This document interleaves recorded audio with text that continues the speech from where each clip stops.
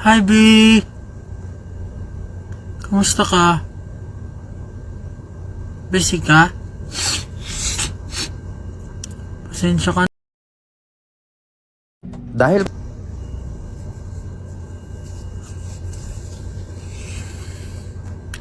Hi, B! Kamusta ka? Busy ka? Pasensya ka na.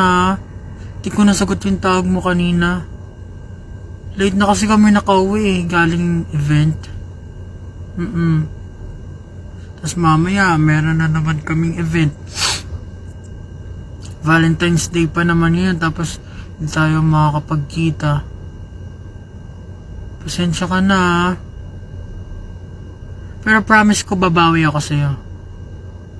Gagawa ko ng paraan para makapagkita